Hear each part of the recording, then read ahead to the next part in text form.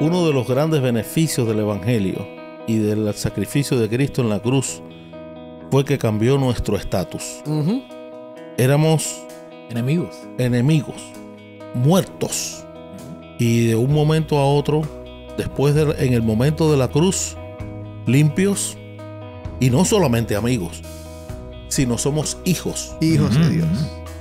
Herederos. Imagínate que el juez, el padre juez, coge al asesino de su hijo y lo adopta como su hijo. Eso somos nosotros.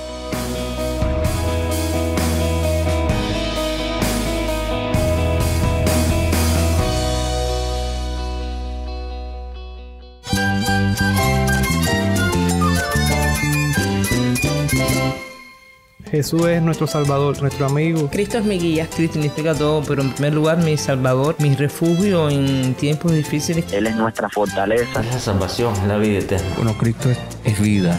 Él es suficiente. Él es el héroe de esta gran historia. Cristo para mí es mi todo. Es todo. Estás escuchando El Faro de Redención. Cristo desde toda la Biblia, para toda Cuba y para todo el mundo.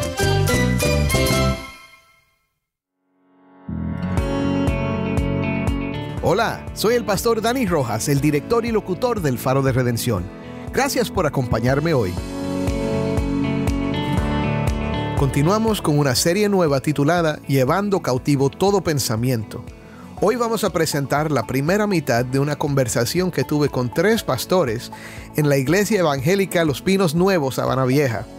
Hablaremos sobre la guerra espiritual que se libra cuando se predica la Biblia y la importancia de mantener a Cristo como central en nuestra predicación de las Escrituras. Y el verbo se hizo carne y habitó entre nosotros, y Jesús dice más adelante: yo soy el camino, yo soy la verdad y yo soy la vida. Nadie va a aparecer por mí. Cuando entendemos eso, entonces todo cambia y vemos que no estamos hablando de ninguna otra filosofía. Y por eso creo que Pablo habla con tanta fuerza ahí. Porque está hablando de la verdad que representa Cristo con nosotros.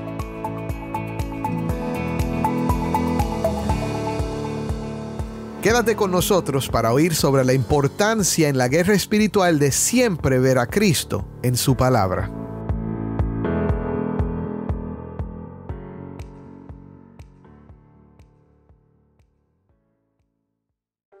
Hola, este es el pastor Dani Rojas y este es el Faro de Redención.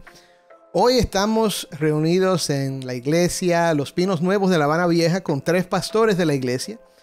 Los voy a presentar ahora: el doctor Norberto Quesada Rodríguez. Él es pastor de la iglesia de Los Pinos Nuevos y presidente de la Convención Evangélica de Los Pinos Nuevos. También tenemos a Juan Manuel Núñez López, pastor de Los Pinos Nuevos aquí en la ciudad también, y Ulises Ballín Diegenit. Ulises, Juan y Norberto, gracias por estar con nosotros. Es realmente un gran privilegio para nosotros ser parte de este programa. Lo apreciamos mucho, oramos mucho por ustedes, porque creemos que la difusión de la verdad es muy importante en cualquier contexto, pero en el de nosotros tiene una relevancia mucho mayor. No tenemos competencia de otros programas, ese no es el tema. El tema es cómo la verdad se hace relevante a un pueblo necesitado. Así que muchas gracias por esta oportunidad. Gracias por estar con nosotros. Ulises, un saludo. A mí estoy muy contento de estar aquí. Es mi primera vez en el Faro. Y qué bueno que hayan bajado y nos hayan invitado para conversar del Evangelio. Juan. Damos gracias por esta oportunidad. Y es un privilegio tremendo de poder estar compartiendo con ustedes esta tarde de las cosas en las Escrituras. Déjame comenzar con un poquito de trasfondo. Llevamos ya unos días en el programa hablando acerca de 2 de Corintios 10, del 3 al 5. Pablo dice: no militamos según la carne, porque las armas de nuestra milicia no son carnales, sino poderosas en Dios para la destrucción de fortalezas, derribando argumentos y toda altivez que se levanta contra el conocimiento de Dios, y llevando cautivo todo pensamiento a la obediencia a Cristo. La idea que hemos estado presentando toda esta semana es que es nuestro deber llevar todo pensamiento cautivo a la obediencia de Cristo. Y Pablo, cuando habla de esto, hermanos, él no estaba hablando de cosas que tienen que ver con la autoestima, no estaba hablando de la guerra espiritual en el sentido que se presenta a veces. Él estaba diciendo que cuando hay falsa doctrina, cuando hay enseñanzas que de verdad se están desviando de la verdad de Dios, él dice, las armas de nuestra milicia no son carnales. En otras palabras, ustedes me ven como un débil, porque Pablo era una persona que físicamente no era muy impresionante. Dice, ustedes me ven así, pero yo no estoy batallando con mi cuerpo. Esto es algo espiritual. Y cuando yo vengo es para destruir fortalezas, derribar argumentos, toda altivez. ¿Sabe? Todo lo que leímos hoy, él está hablando de una confrontación con la verdad de Dios al error. Bueno, ya he hablado demasiado, quiero oírlos a ustedes. Así que voy a hacer una pregunta. Esta primera pregunta es, ¿qué pasa cuando desarrollamos doctrinas bíblicas sin tener el Evangelio como marco de referencia? Yo creo que el Evangelio sirve como el muro o el canal donde uno va seguro y no se deja... como el cauce del río, ¿no? No te deja que se desmadre, que se salga del carril, del canal. Y eso te lleva a donde Dios quiere. Siempre te va a llevar a buen puerto. Ok. Es como el muro que no te deja desviarte. Tener a Cristo como marco de referencia, entonces, es el muro que te protege de desviarte. ¿Quieren añadir algo a eso? Junto con la verdad que encierra el texto bíblico que leíste y el sentido de la pregunta, hay una relación muy estrecha entre el concepto de verdad del que Pablo defiende ahí en Corintios y que es el mismo concepto de verdad que está en toda la Escritura. Eso por un lado. Por otro lado, ¿cómo vamos a predicar del Evangelio sin saber que es verdad? O sea, tiene que haber un convencimiento de parte de nosotros como predicadores o aún del lector común de la Escritura. Saber que lo que está leyendo no es cualquier libro. Es un libro donde aparece la verdad. ¿Y por qué digo la verdad? Porque no es cualquier verdad. Ni es la verdad que fabricó un grupo de personas de un tiempo determinado. No es la verdad que fabricó una cultura en específico. Es una verdad que fue revelada. Entonces, cuando pasa por nuestros filtros, esa verdad se puede distorsionar. Y creo que lo que Pablo está diciendo en Corintios es, ojo con eso. Nuestra predicación tiene que estar concentrada en esa verdad, pero no puede ser el resultado de mis filtros. Tiene que ser el resultado de cómo esa verdad me transforma para yo ser capaz de poderla explicar. Entonces hay como una relación, es el resultado de algo que pasa en mí, que es lo que yo puedo expresar. Entonces, llevando todo pensamiento cautivo a la obediencia a Cristo, no es vamos a fabricar una verdad y la vamos a poner a disposición de la gente. No, vamos a entender esa verdad que ha sido revelada y nuestra perspectiva tiene que estar sometida, tiene que estar cautiva a esa expresión de la verdad que es el Evangelio de Cristo. Ahora, Evangelio no es tampoco el resultado de la fabricación de alguien. Sí. No es un producto que alguien creó. El Evangelio es justamente cómo esa verdad de Dios revelada en Jesucristo su Hijo es lo que impacta y transforma el corazón de la persona hoy. Bueno, y yo quiero explorar algo que dijiste porque creo que es importante. Y Ulises, yo creo que él quería decir algo también, pero vamos a llegar a ti en un momento. Dices que a veces la gente piensa que esto viene del desarrollo de una cultura o de un grupo de personas o de filósofos. Pero nosotros estamos hablando de una verdad revelada. Eso es algo que es importante. Es importante porque yo converso con la gente y me hablan acerca de eso, ¿no? Que la Biblia es algo que inventaron los hombres. Entonces, esta idea de venir con la verdad, ¿cómo entendemos que es la verdad? ¿Cómo sabemos que esta es verdad de Dios? ¿Cómo sabemos que esta es la verdad? El problema es que cuando hablamos aquí de la verdad, definitivamente no estamos hablando de un concepto, sino que tenemos que entender que estamos hablando de una persona. Cuando hablamos de la verdad revelada, no estamos hablando de algo que definitivamente alguien se inventó, sino de una persona que se nos ha revelado. Y el Evangelio nos enseña que esa persona que se ha revelado y que es la verdad es el Señor Jesucristo. Es Dios encarnado. Entonces no es definitivamente ningún concepto, es algo que supera todos los conceptos porque es una persona que vino a mostrar quién era Dios, quién es Dios, cuál es el propósito para el cual Dios nos creó y cómo Él quiere relacionarse con nosotros. ¿Cómo es el versículo ese que habla de Cristo como la verdad? En el principio era el verbo estaba con Dios, el verbo era Dios y el verbo se hizo carne y habitó entre nosotros. Y Jesús dice más adelante, yo soy el camino, yo soy la verdad y yo soy la vida. Nadie va a aparecer por mí. Cuando entendemos eso, entonces todo cambia y vemos que no estamos hablando de ninguna otra filosofía. Y por eso creo que Pablo habla con tanta fuerza ahí, porque está hablando de la verdad que representa Cristo con nosotros. Creo que el desafío de la iglesia evangélica hoy en este mundo, o sea, en esta historia, en esta parte de la historia que nos ha tocado vivir, es cómo mantenemos la verdad como concepto absoluto.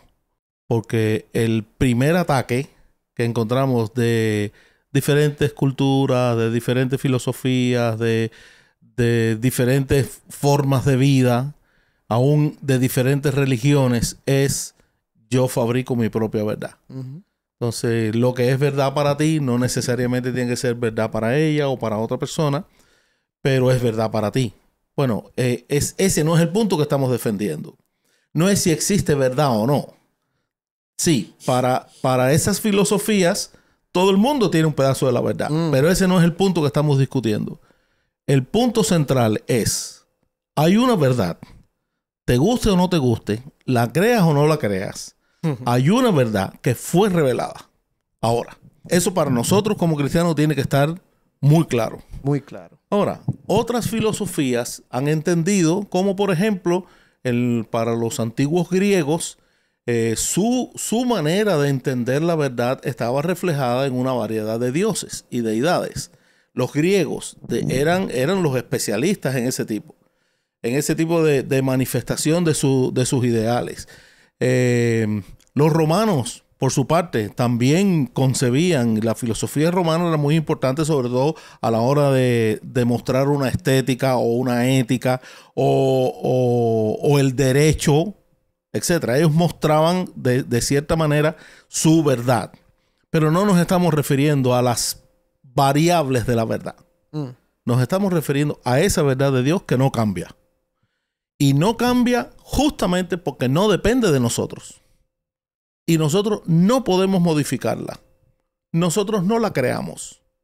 Esa es verdad de Dios revelada para ti, para mí, para nosotros. Bueno, entonces volvemos a la pregunta. ¿Qué pasa cuando no estamos aferrados a la verdad de Cristo y nos sentamos a leer la Biblia, a interpretarla sin Cristo como marco de referencia? ¿Qué pasa? Estamos entonces perdidos porque si sacamos a Cristo de la ecuación, no tiene sentido ninguno el que nosotros prediquemos, porque el Evangelio es Cristo. Y si a Él lo echamos a un lado, entonces necesariamente nos va a conducir al error, a la equivocación, a la mala interpretación. ¿Qué tipo de error? Vamos a hablar de eso. ¿Qué tipo de error puede salir si Cristo no está en mente cuando estamos leyendo la Biblia? Bueno, primero tenemos que tener claro qué es el Evangelio, porque muchos predican el Evangelio mal predicado. Porque si tú no defines o tienes claro en tu mente qué es el Evangelio, entonces tú vas a estar predicando cualquier cosa, pero no el Evangelio.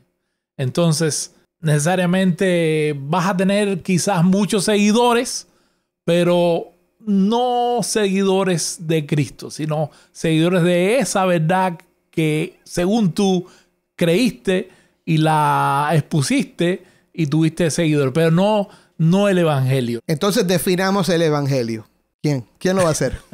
El evangelio son las buenas noticias de lo que Cristo ya hizo por nosotros. No podemos inventar nada, ni para la salvación, ni para la forma de vivir la vida cristiana. Este es un tema mucho más grande. Sí. Claro. Solamente va a ser un concepto sencillo, muy rápido. Sí, sí, sí. Sencillo. Las buenas nuevas vienen como consecuencia de lo que Cristo hizo a causa de nuestro pecado, de nuestra maldad, de nuestra rebeldía. Pero Él limpió ese pasado. Ujú. Y esa es la predicación del evangelio, es lo que Cristo ya hizo por ti. Por eso dice la Escritura, en Él estamos completos. ¿Y qué hizo por nosotros, Ulises? Bueno, Cristo consiguió con su vida, con su muerte y con su resurrección lo que nosotros jamás hubiésemos podido ni podemos conseguir, y era reconciliarnos con Dios y pagar el precio de nuestro pecado y garantizarnos gozar de Él por toda la eternidad. Eso ningún esfuerzo humano lo podría haber hecho. Solo un hombre perfecto como Él podría, por un lado, pagar el precio que nosotros debíamos pagar y luego otorgarnos su justicia, ¿no? Imputarnos su justicia y hacer las paces con Dios, que es lo que el doctor Norberto Besada estaba diciendo ahora. Cristo hizo la paz con Dios. Nuestra posición ahora como cristianos es que estamos en paz con Dios. No hay enemistad. No hay enemistad. Es decir, como dice Pablo, no hay condenación, que es algo que nos atormenta antes y a veces durante nuestra vida cristiana. Ese sentimiento de culpa. Y para mí eso es lo más maravilloso que Cristo hizo. Cargó Él la condenación que me tocaba a mí y nos puso en paz con el Padre. ¿Y por qué pudo hacerlo? Porque era perfecto, un hombre perfecto, 100% hombre, 100% Dios. Cumplió la ley perfectamente que yo no puedo cumplir. Vivió para la gloria de Dios de una manera que yo no puedo vivir. El Padre dijo, estoy complacido, toda mi complacencia, ese es mi hijo y tengo toda mi complacencia en Él.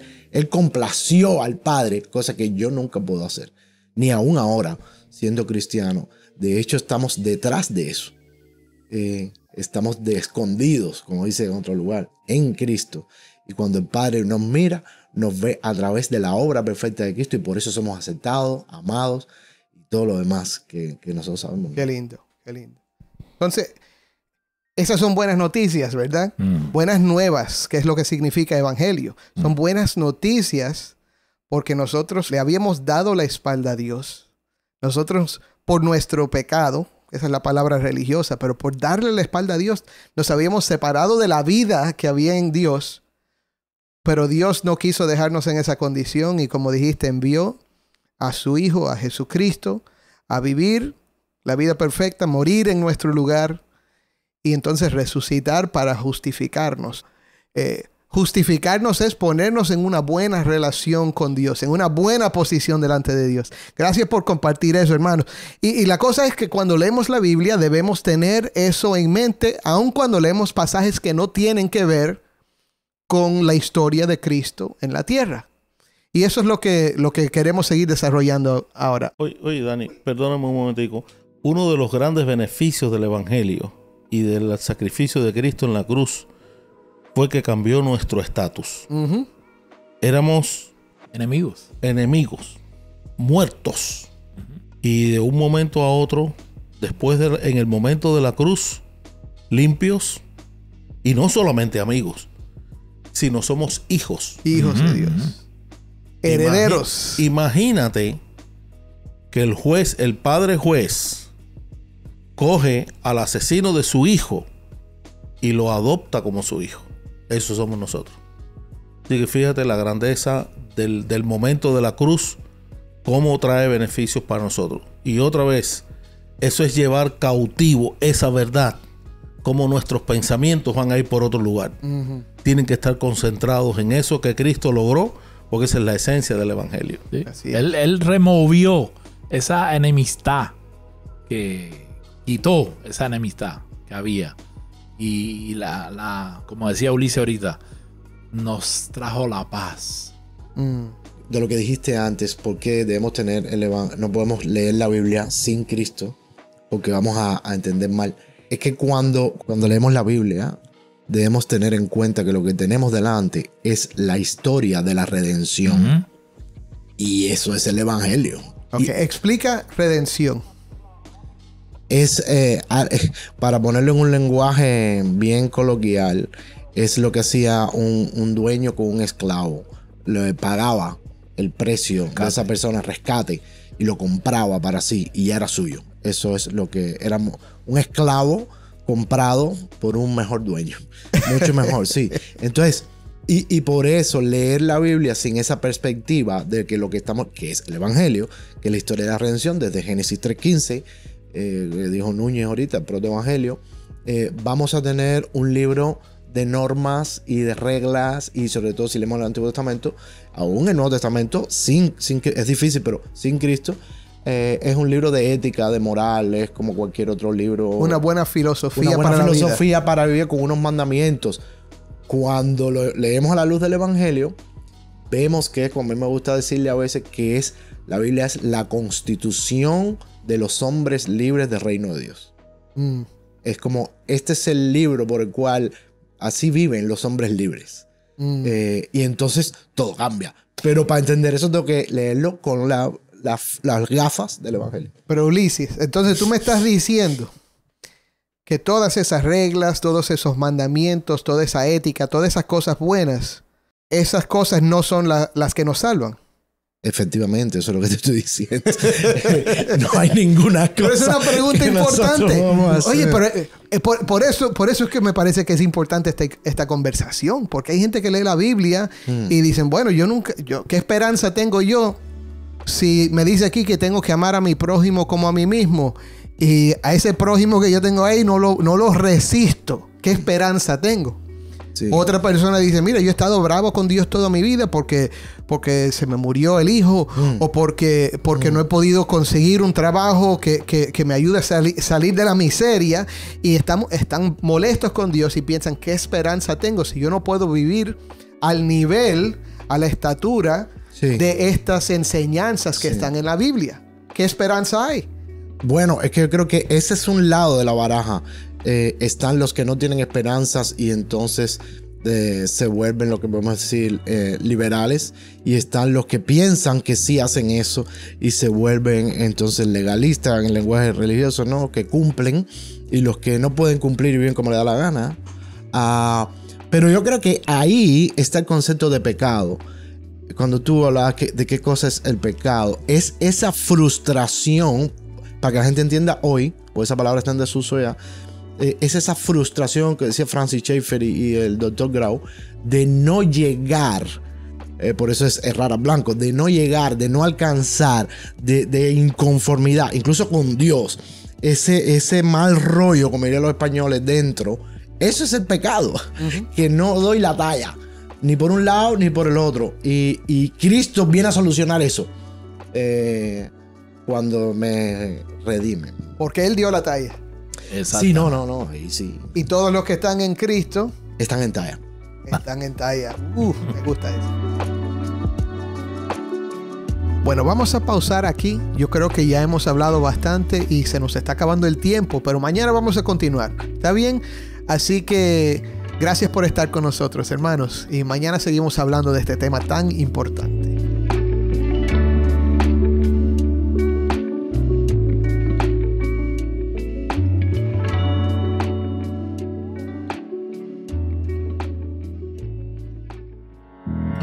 Soy el pastor Dani Rojas y este es el Faro de Redención. Gracias por acompañarnos hoy en el Faro y nuestra serie Llevando cautivo todo pensamiento. Has escuchado la primera de 2 partes de nuestra conversación con el Dr. Norberto Quesada y con los pastores Ulises y Juan de la Iglesia Evangélica Los Pinos Nuevos en La Habana Vieja. Hemos oído hoy que el Evangelio es el muro o el canal que nos protege de desviarnos de la verdad, que no estamos fabricando la verdad, sino que presentamos una perspectiva sometida a la verdad de Cristo. Que la verdad revelada es una persona que se ha revelado, el Señor Jesucristo. Que la predicación del Evangelio es lo que Cristo hizo por ti, pagando el precio por nuestros pecados y haciendo paz para nosotros con Dios. Y más importante, que confiar en Cristo cambió nuestro estatus con Dios. Si esto ha sido de bendición para ti, acompáñanos mañana para la segunda parte de esta importante conversación. Nos toca creer y confiar que lo que Él hizo es suficiente. Sí. Sí. Descansar. Acabado. Esperar en Él. Reposar. Esperar en Él.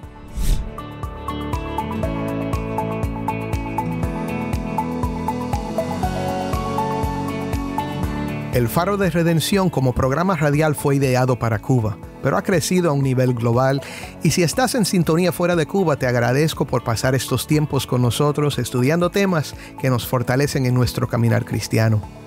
¿Tienes una historia que contarnos sobre cómo el Faro de Redención está impactando tu vida? Mándanos un correo electrónico a ministerio@elfaroderedencion.org, ministerio@elfaroderedencion.org. O, si te es más fácil, puedes enviarnos un mensaje en WhatsApp. Nuestro número es 1-909-237-8762. De nuevo, 1-909-237-8762. Y no olvides que también nos puedes seguir en las redes sociales, en Facebook, Instagram y Twitter. Solo busca El Faro de Redención. Allí encontrarás más contenido durante la semana para animarte en tu fe y para mantenerte informado sobre el ministerio del Faro. Para más información sobre este ministerio y sobre cómo tú puedes formar parte de nuestra misión, visita nuestra página web elfaroderedencion.org. elfaroderedencion.org.